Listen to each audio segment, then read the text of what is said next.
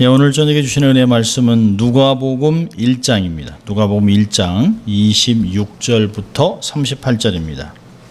누가복음 1장 26절부터 38절 말씀 봅니다.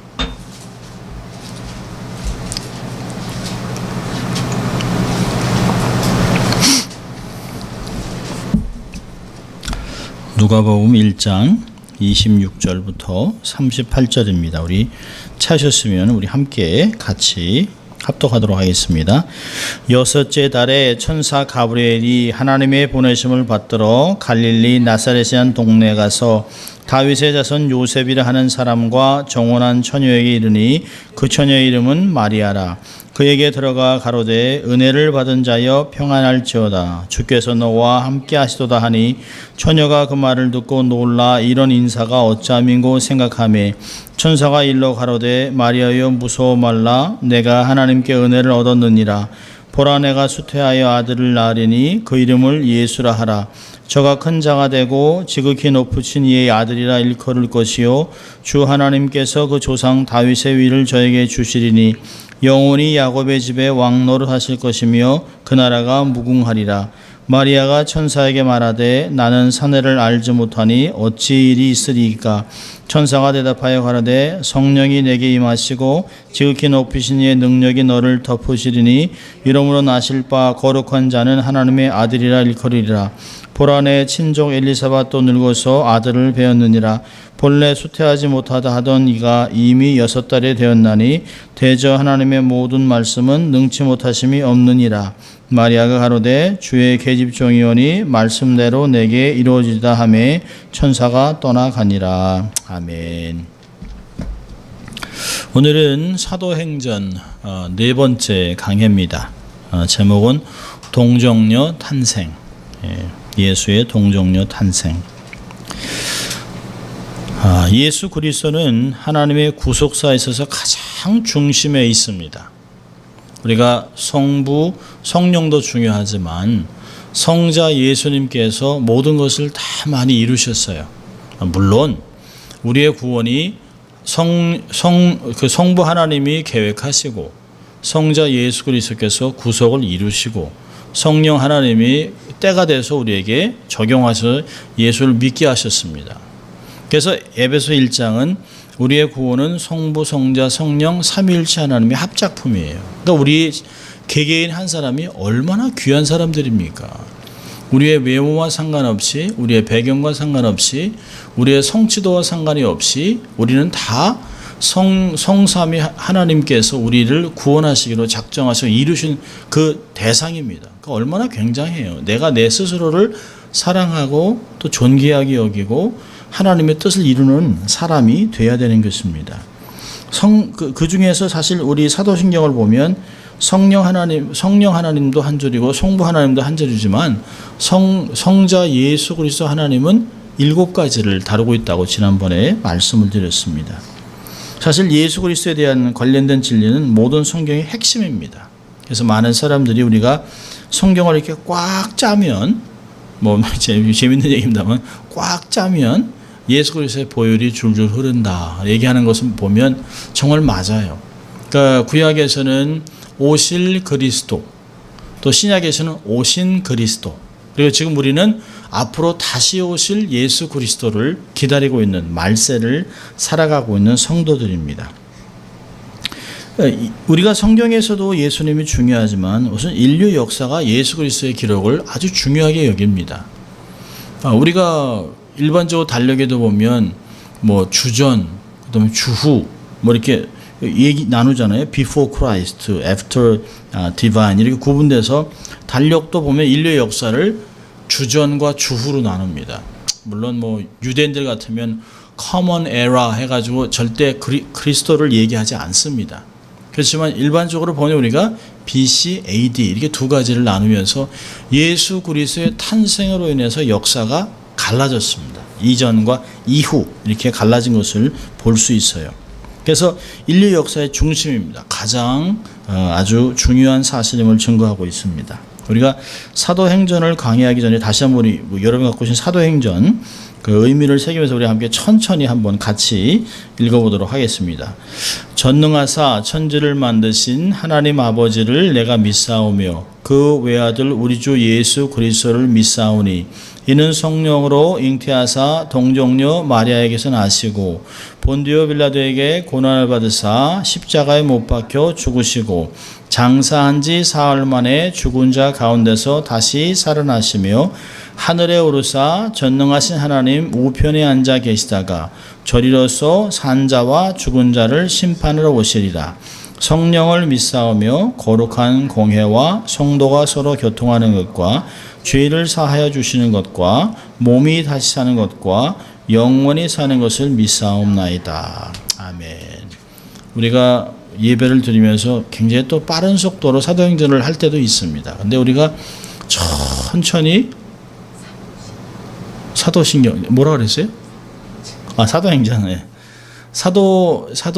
우리 그 신경을 우리가 외울 때 특별히 외우는 것보다는 눈으로 읽으면서 같이 읽는 게 좋습니다. 그 의미를 생각하고 또 그것이 내게는 어떤 의미로 다가오는가 이런 것을 우리가 잘 새기는 것이 참 좋습니다. 오늘 네 번째 강해로 예수님에 대한 고백의 두 번째인데요. 보면 성령으로 잉태하사 동정녀 마리아에게서 나셨다라고 하는 것입니다. 지난번에는 우리가 그 예수님의 유일하신 아들 이렇게 봤습니다. 예수님의 유일하신 아들이 하나님 되심에 대한 고백은 그가 성령으로 잉태되어 동정녀 마리아에게 나셨다는 것으로 이어지고 있습니다. 그러니까 예수님께서 성령으로 잉태되었다는 것은 아주 신비로운 일입니다. 이해할 수 있는 것이 아니에요. 우리가 과학적으로 물리적으로 이해할 수 있는 것이 아닙니다. 자, 여기 보면 지난주에 봤을 때는 우리가 하나님의 아들, 그 외아들 우리 주 예수 그리스도 하나님의 그 예수님의 신성에 대해서 봤어요. 오늘은 인성에 대해서 보는 거예요. 근데 왜 이게 중요하냐? 예수님의 인류의 구원자가 되시려면 완전한 신성을 소유하고 완전한 인성을 소유해야 합니다. 100% 하나님, 100% 인간. 50대 50이 아니에요. 100% 하나님, 100% 인간이어야 합니다.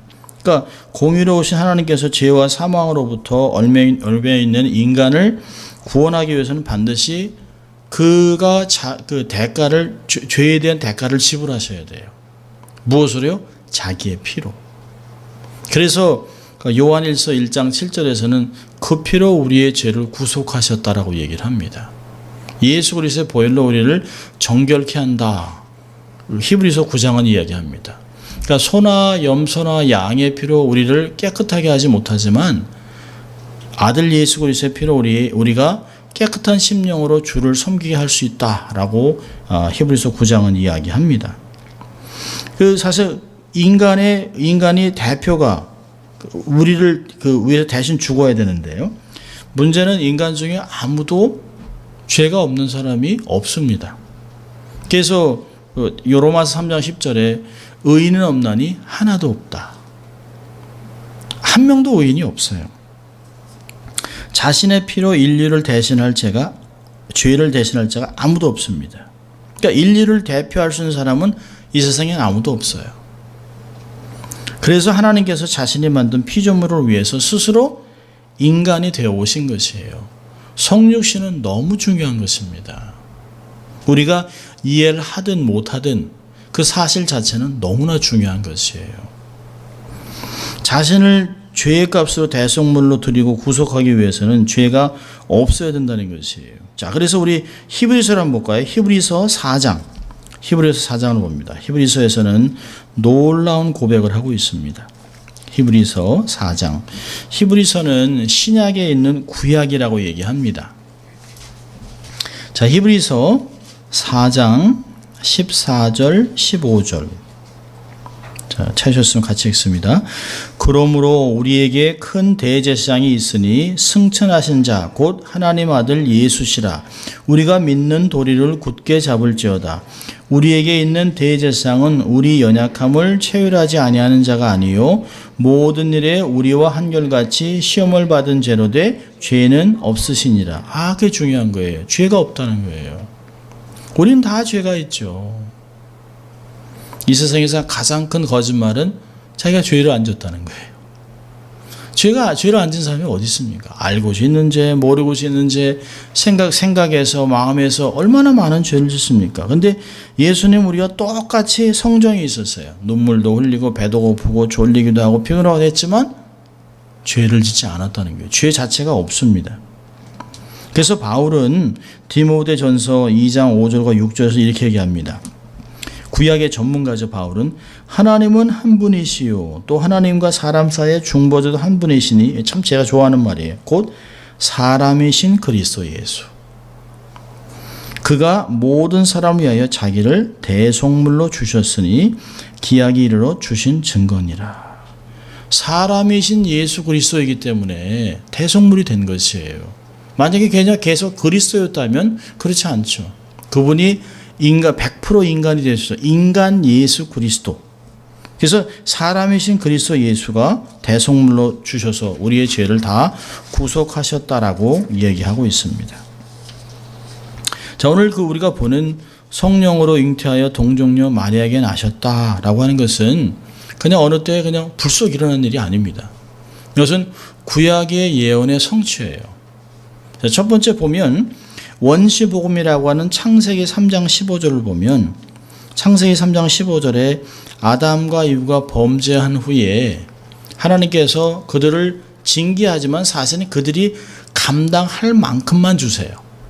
남자도 땀을 흘려서 먹을 수 있는, 우리가 사실 지금 우리 세상에 우리가 땀 흘린 대로 먹을 수 있다면 얼마나 공평한 세상입니까? 근데 아무리 땀을 흘려도 생활이 안 돼요. 정말 아침에 정말 그 별 보고 나가서 별 보고 들어와도 정말 매달 페이먼트를 내기가 버거운 그런 시대를 살아가고 있습니다. 그러니까 하나님께서 아담에게 준 것은 저주가 아니에요. 내가 땀을 흘린 대로 먹겠다. 그럼 굉장히 중요한 것이 공평한 것입니다. 여인에게는 자녀를 낳는 걸 주셨습니다. 그리고 나서 창세기 3장 15절을 보면 이런 얘기를 합니다. 내가 너로, 뱀에게 얘기하는 게, 너로 여자와 원수가 되게 하고 너의 후손도 여자의 후손과 원수가 되게 하리니 여자의 후손은 내 머리를 상하게 할 것이요 너는 그 발꿈치를 상하게 할 것이라. 여기서 여자의 후손은 단수예요. 누굴 얘기할까요? 예수 그리스도. 그러니까 창세기 3장부터 벌써 이미 하나님은 구속의 은총을 다 열어놓으셨어요. 모든 인류를 구원하실 것을 얘기했습니다. 그래서 계속해서 예수님이 탄생할 때까지 모든 여인들은 아들을 낳기를 소원했습니다. 여인의 후손. 이때가 될 것인가. 그러니까 이게 여인들 마음에 그런 게 계속 있었습니다. 사실 그리스도 안에서는 남자나 여자나 종이나 자유인이나 헬라인이나 유대인이나 상관이 없어요. 그런데 이게 처음에 이렇게 원시복음의 창세기 3장 15절 이 말을 해놨기 때문에 여인의 후손이 오면 우리가 구원을 받는다. 여인의 후손이 오면 우리가 이제 다시 에덴 동산으로 돌아갈 수 있는 길이 열릴 것이라고 하는 마음이 있습니다. 그래서 계속 그렇게 아들을 구했던 것이. 그래서 창세기 4장에 그 가인을 낳고 나서 드디어 라고 하는 느낌이 있었습니다. 자, 이 원시복음에서는 얘기한 것이 아니에요. 이사야 7장 14절을 한번 볼까요? 이사야 7장 14절 보면 우리가 그 크리스마스 때나 이럴 때 이제 많이 보는 성경 구절이기도 한데요. 이사야 7장 14절입니다. 이사야 7장 14절. 우리 같이 읽습니다. 그러므로 주께서 친히 징조로 너에게 주실 것이라. 보라, 처녀가 잉태하여 아들을 낳을 것이요 그 이름을 임마누엘이라 하리라. 네.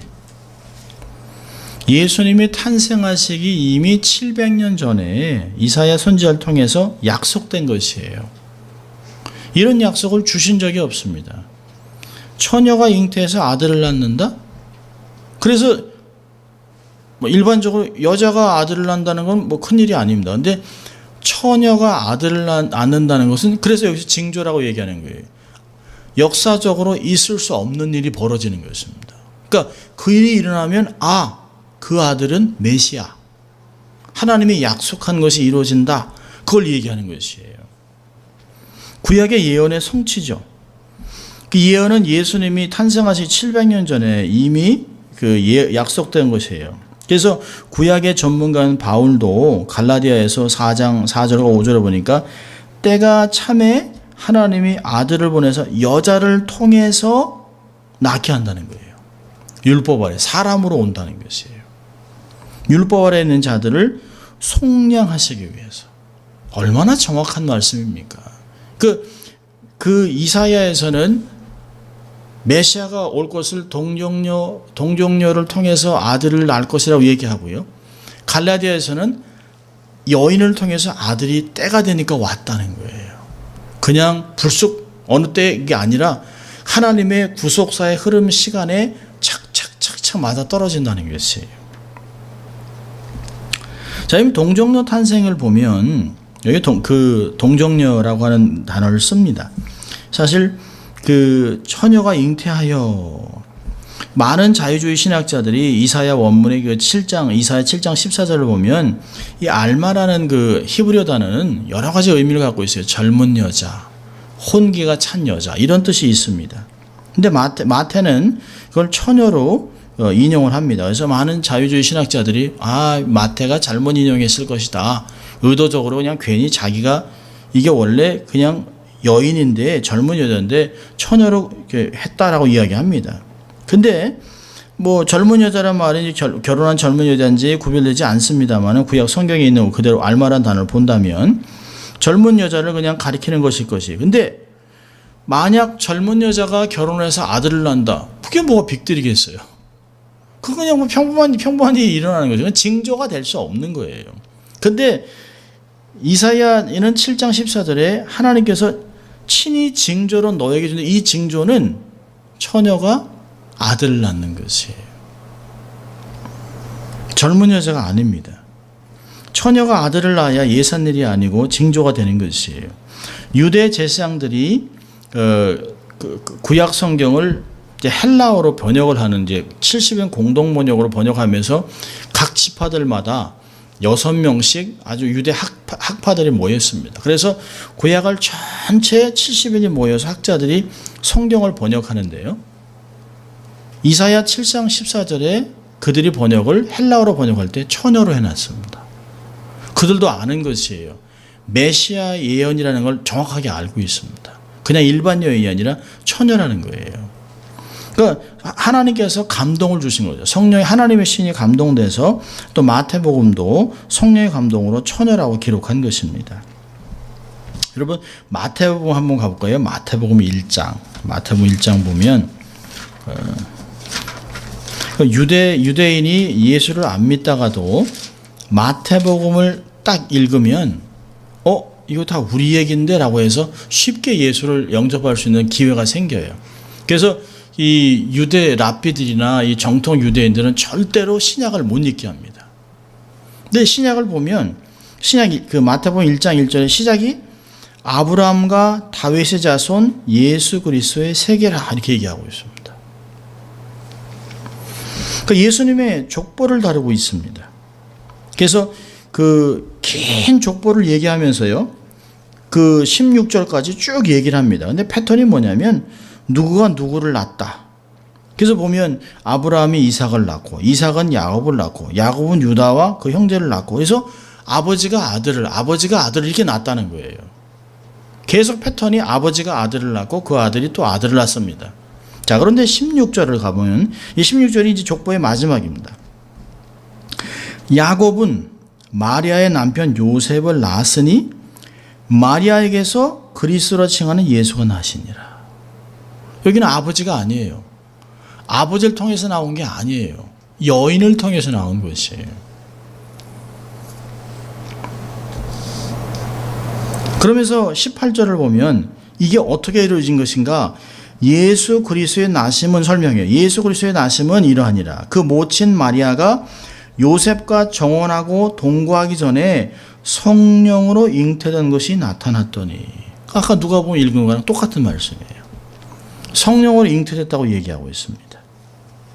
그러니까 여기 보니까 이제 정혼했다. 우리 같으면 이제 약혼이죠. 약혼. 그 유대 사람들은 약혼은 굉장히 중요합니다. 그래서 이 약혼이 정혼과 이제 완전히 이제 남편 집에 가서 결혼식 하는 그 시간까지를 정혼이라는데 보통 1년에서 1년 반 정도로 시간을 둬요. 그런데 이 하나님 앞에 자기들이 언약을 하고 약혼을 했기 때문에 그 약혼은 굉장히 중요합니다. 파혼을 할 수 있는 게 없어요. 만약에 정혼을 했는데 그 남자가 죽잖아요. 그럼 그 여자는 그냥 그날부터 과부예요. 아니, 결혼식도 안 했고 같이 살지도 않았어요. 하루도 살지 않았는데 이미 그 사람은 남편과 아내가 된 것이에요. 그래서 정혼해서 남편이 죽으면 여자는 그냥 과부가 됩니다. 근데요, 그 약혼한 사람이 다른 사람과 관계하는 것은 이제 간음으로 여겨지죠. 근데 당시 마리아 나이가 몇 살이었을까요? 보통 사람들이 한 13세에서 14을 봅니다. 유대인 여자는 13살에 성인식을 하는데, 유대인 남자도 그렇고 바미츠바라 그래요. 이제 그 13살에 성인식을 하는데, 성인식 이전의 여자를 소녀라고 불러요. 그리고 성인식쯤 여자를 처녀라고 부릅니다. 그리고 성인식 이후에는 여인이라고 부르고 표현합니다. 그렇다면 거의 한 13세에서 14세 됐던 거예요. 요셉의 나이는 아마 20살 안팎이었을 것이에요. 대개 유대인들의 여자는 13세, 남자는 18세, 20세 때 약혼을 합니다. 그리고 이게 시간이 지나면서 이게 조금 더 지날 수도 있고, 그래서 1년이 될 수도 있고 2년이 될 수도 있어요.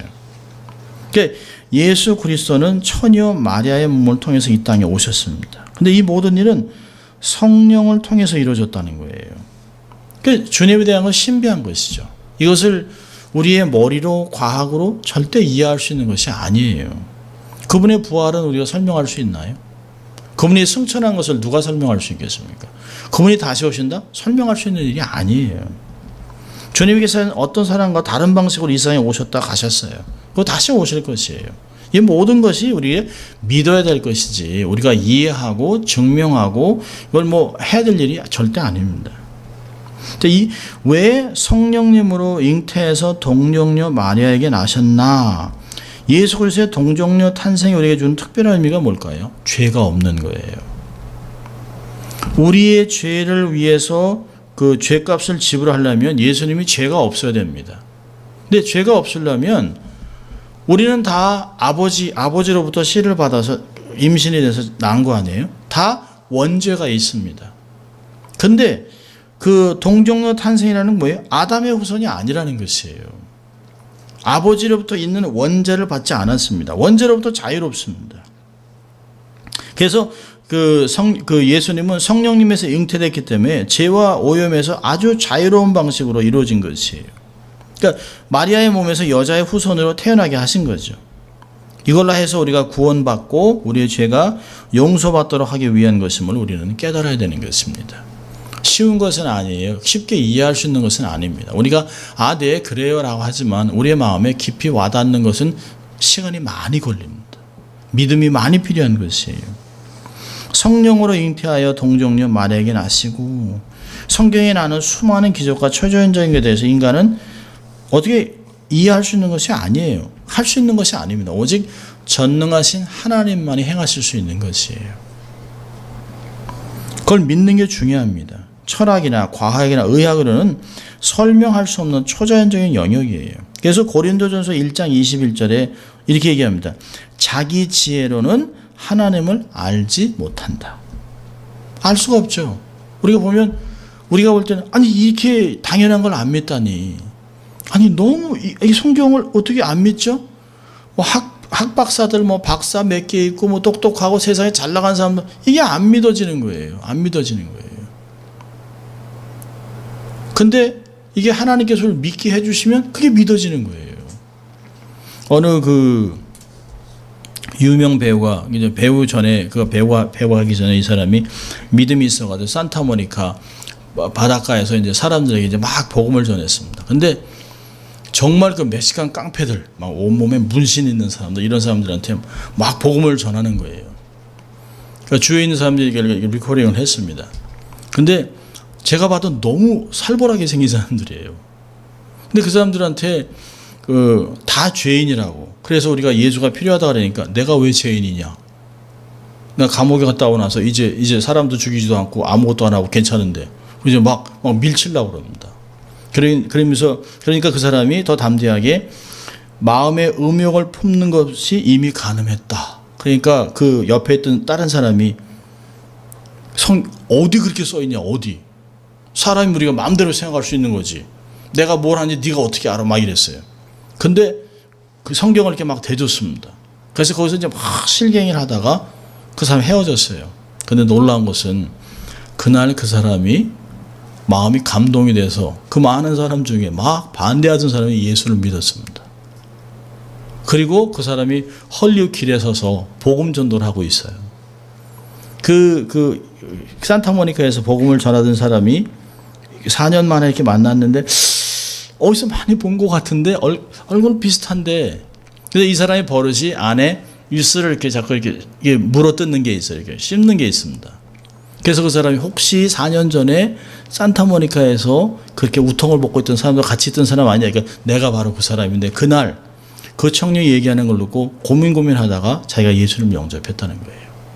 그리고 지금은 목요일날 주일날 계속 그 성경을 공부하고 있다. 이건 아무나 되는 게 아니에요. 이해시켜서 되는 게 아니에요. 성령님이 역사하니까 되는 거죠. 누가 택한 사람인지 택하지 않은 사람은 몰라요. 저 사람은 공부를 많이 했고 실력도 있고 정말 다 이해할 것 같은데 하나님이 택한 자가 아니면 안 믿습니다. 믿을 수가 없는 거예요. 하나님의 영역에 속한 것들, 믿음으로만 가능한 것을 인간의 이성으로 설명하려는 학자들은 다 역사적으로 이단이 됐습니다. 설명을 잘 못하는 사람들은 이게 믿음으로 하나님의 나라에 역사적으로 기록됐습니다. 요한 1서 4장 1절과 2절에 보니까 사랑하는 자들아 영을 다 믿지 말고 오직 영들이 하나님께 속했나 시험하라. 많은 거짓 선지자가 세상에 나왔습니다. 하나님의 영은 이것으로 알지니 곧 예수 그리스도께서 육체로 오신 것을 시인하는 자마다 하나님께 속한 것이라. 예수님이 육체로 오지 않았다는 것을, 육체로 왔다는 것을 부인하는 사람은 이단입니다. 거짓 선지자들이죠. 그래서 이것은 우리가 이해할 수 있거나 분석하거나 할 수 있는 것이 아니에요. 우리는 하나님께 믿음을 달라고 하고 우리가 믿어지는 것에 감사해야 되는 것이죠.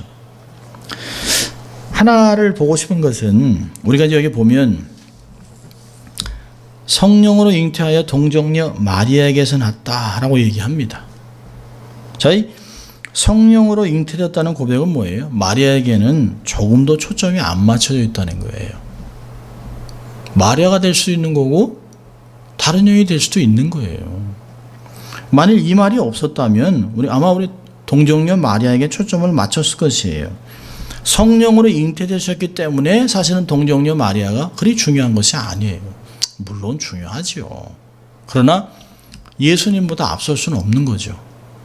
그가 보통 일반인보다 더 뛰어나고 탁월하고 죄가 없다? 그렇지 않다는 것이에요.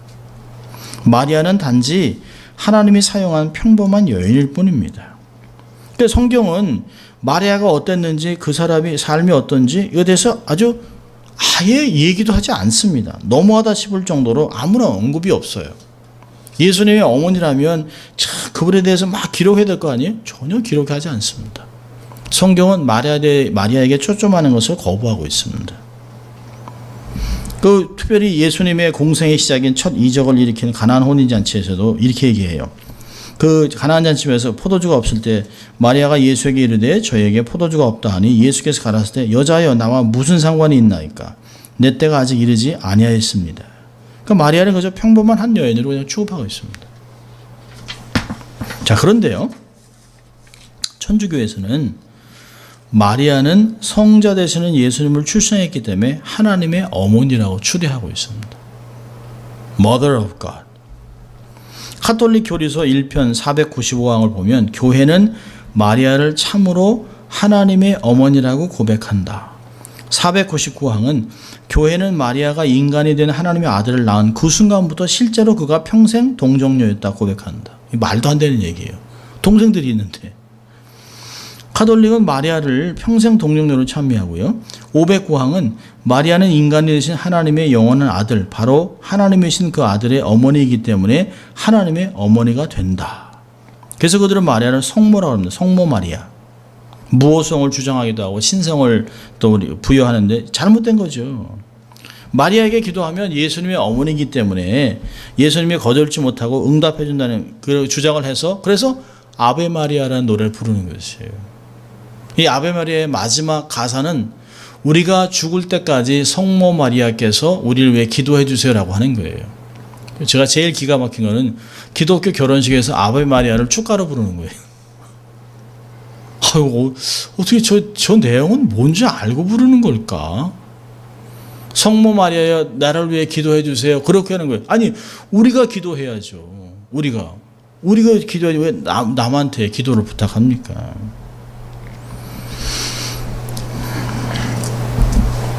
마리아는 요셉이나 예수님의 형제들과 마찬가지로 우리가 동일하게 예수를 믿음으로 구원받아야 할 그 인간의 이상도 아니고 이하도 아닙니다. 그도 예수가 필요한 사람이에요. 예수 없이는 절대 구원받을 수 없는 사람입니다. 성경은 우리가 성령으로 잉태하사 동정녀 마리아에게 낳았다는 건 역사적으로 얘기하는 것이지 그 마리아가 중요한 걸 얘기하는 것이 아닙니다. 마리아를 숭배하거나 마리아를 하나님같이 여기는 것은 안 돼요. 아직 카톨릭은 자꾸 그러잖아요. 성부, 성자, 성령과 마리아까지 사위일체를 하자는 거예요. 얼마나 기가 막힙니까? 사람을 신격화하는 것은 그럴 수 있는 거 아니죠. 그건 우상입니다. 우상. 자, 결론적으로 오늘 우리는 예수님께서 성령으로 잉태되어 동정녀 마리아에게 나셨다는 것을 살펴봤습니다. 이게 우리에게 아주 중요한 신앙 고백인 이유는 예수님이 완전한 하나님이시고 또 동시에 완전한 인간으로 우리를 위해 죽으심으로 자기의 자아와 죄와 우리를 죄와 사망으로부터 구원해 줬음을 고백하는 것이기 때문에 그렇습니다. 예수님께서 성령으로 잉태된 것처럼 우리도 성령으로 거듭나고 하나님의 자녀가 된 그 은혜로 구원받았음을 분명히 깨닫고 바른 고백을 하는 성도들이 되어야 할 것입니다. 교리는 딱딱한 것 같아요. 그러나 우리가 이 교리를 자꾸 곱씹으면 그렇다. 우리의 신앙의 골격을 세워주는 것입니다. 왜 이런 신조들을 만들었을까요? 이 신조가 우리가 이단으로 흘러가지 않도록 또 이단의 가르침에 우리가 방패막을 칠 수 있는 이런 프레임을 세워주는 것이에요. 뼈대가 되어 있는 것이에요. 여기에 사도신경의 어떤 부분에 와서 딱 부딪히면 이건 잘못된 것이에요. 그래서 우리가 잘 마음에 새기고 하나씩 보면서 우리의 신앙의 견고함을 세워가는 시간이 되어야 할 것입니다.